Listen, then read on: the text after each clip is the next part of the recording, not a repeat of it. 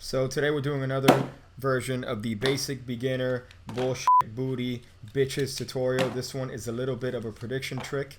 You have the spectator mix and shuffle the deck as much as they want. They could truly do this. You could teach the cards a fucking lesson for being made out of paper and not being a gender. They should know that in this day and age they have to select a gender. If not, then what pronoun do I go for them? And alright, after you have them spread the cards and you start to make a prediction, but you don't have paper, so we'll do the prediction on my favorite saw. In this case, this one's a Husky, so we'll be using this Engrave It pen to write a prediction.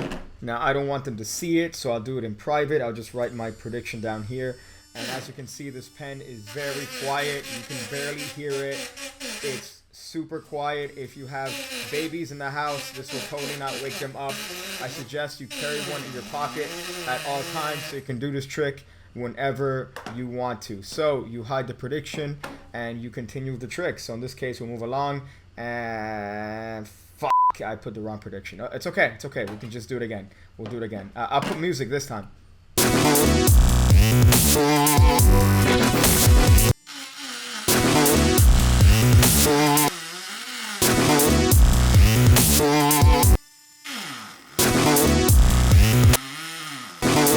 So at this point, you can put away the prediction and you are ready to start the trick. So you can have them select any card that they want to from the deck. They can pick any card at all. So let's say they go for this one. You ask them if they want to change their mind. And of course, they always do. So you put that back and then they pick this one right here. So they are determined and they pick the 4 diamonds, which does not match the prediction.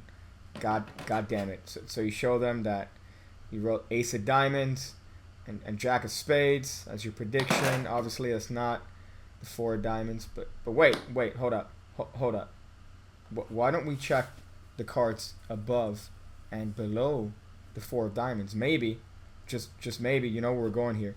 Just maybe, here's the Jack of Spades over here, and then here's the Ace of Diamonds over here, showing that you were right the entire time. Yes.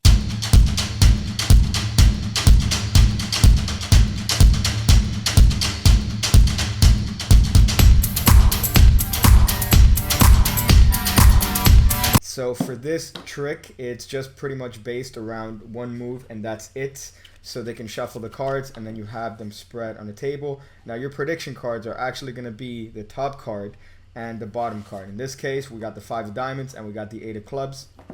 The first prediction you would put on the saw or piece of paper, if you don't have an actual saw, would be the 8 of clubs. So you just write that down and say, shit, okay, I made a mistake. And then you get the 5 of diamonds and you write that on another piece of paper, and that's a prediction you go for. You leave that on the table. So to them, what's going to happen is that you are pretty much going to predict the card that they're going to pick out of the deck, but really what ends up happening is that you predict the cards next to the card that they pick from the deck. So you spread and ask them to touch one card. In this case, we'll go for this one.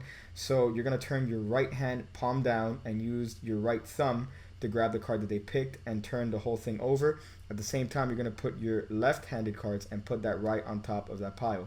So what you've pretty much done is that you have cut the deck without them noticing, which actually puts the original bottom card, the 5 of diamonds, and the original top card, the 8 of clubs, next to the king of spades. We'll do this one more time for the fucking morons in France. So you have the deck spread, they outjog one card. You're going to turn your right hand down, pick this card up with your thumb. At the same time, put the left-handed cards and put that on top of the whole thing. So pretty much you are cutting the deck without the spectator noticing, under the guise of just turning that card in the middle face up. I know you might think the move is a little bit obvious, but trust me, they will not catch this. To them, you are just simply turning that card in the middle face up. And also try to remember that they are fucking retarded.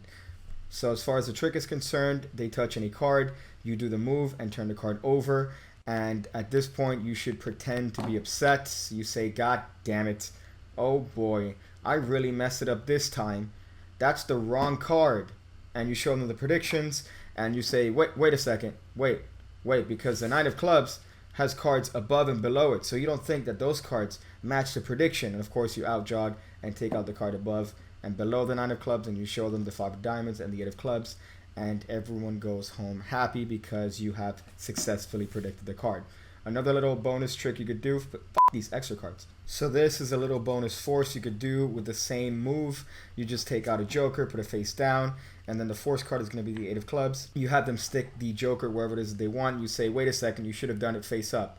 Of course, you hand the joker to them face down, so you have a reason to turn the joker over so that you can actually do the move and get away with it, and it doesn't look weird. So you look at the card next to the joker at this point, and it's the 8 of clubs, and you successfully forced it. So it can work like that as well. So there you go. That is a great little set of tricks that you could do with that force. It's called the Prophecy move. I suggest you go around carrying a saw like I do, so you can do this trick anytime you want. But a paper works as well if you don't have a saw like I do. This one is actually really good and sharp in case you run into some people you don't like, maybe some blacks. And there you go. So I hope you guys enjoyed it. Also, by the way, this engraved pen right here, fantastic. You can engrave things. It makes a great sound for the kids. You could also engrave your name onto street signs and street corners. And if you get bored, you can just take it and actually engrave a deck, or maybe engrave the tip of your dick. Maybe you just put that little thing in the hole. It feels super good. When I see you again, when I see you again, when I see you again, when I see you again, when I see you again, when I see you again, when I see you again, when I see you again.